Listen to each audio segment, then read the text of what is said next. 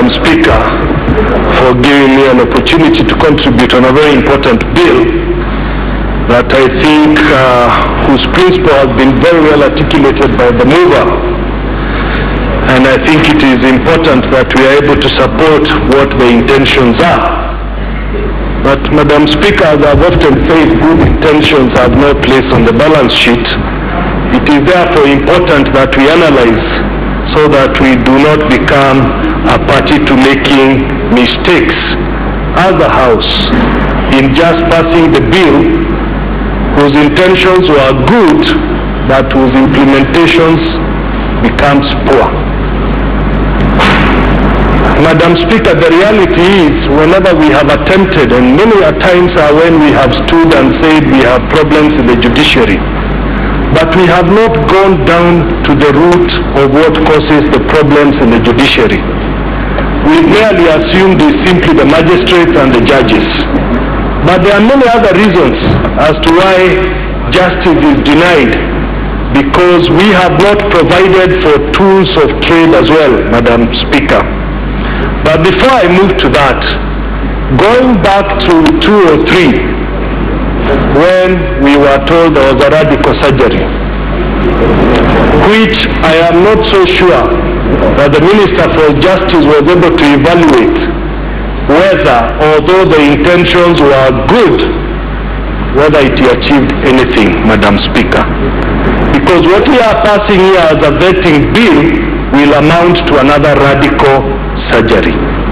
And therefore we must be very careful to make sure we are not in the same position after passing this bill as we have been from the time the radical surgery was carried on.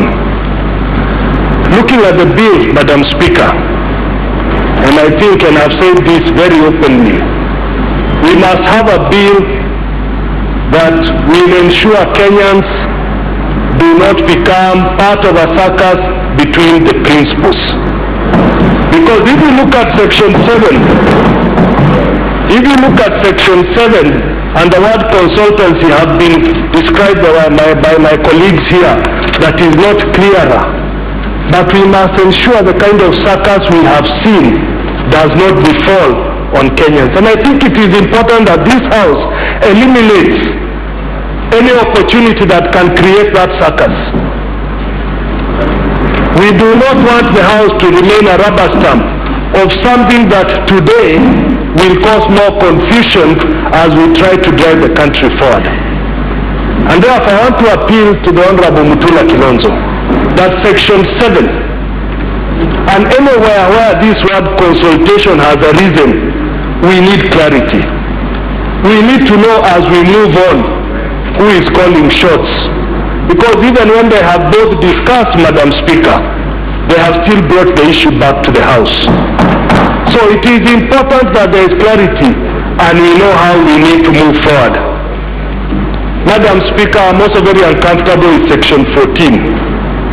And I think a lot of my colleagues have alluded to Section 14. That all the gains you want to come up with a process, you will not be able to achieve that process if Section 14 remains as is today.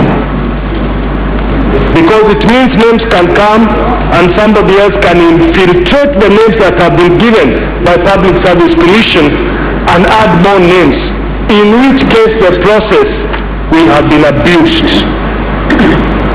And I think, and the Honorable Minister will agree with me, the biggest problem in such clauses is when the level of discretion is left to a few individuals and then you start questioning that level of discretion.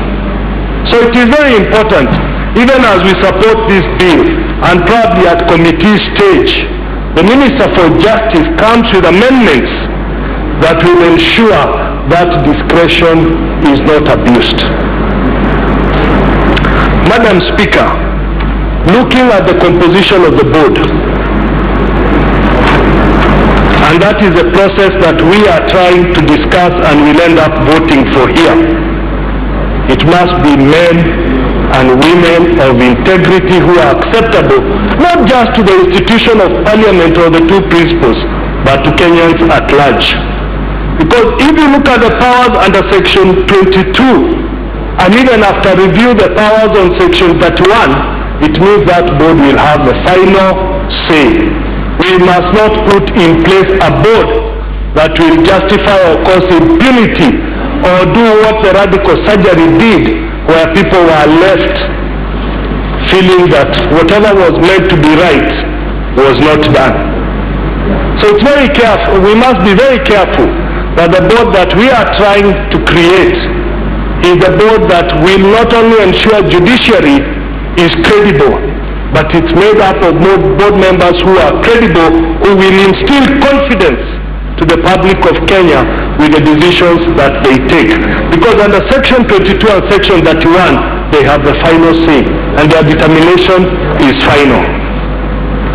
The other point that I want to raise is, even as we discuss and probably approve this bill, Madam Speaker, we must also take into cognizance factors that have failed our judiciary.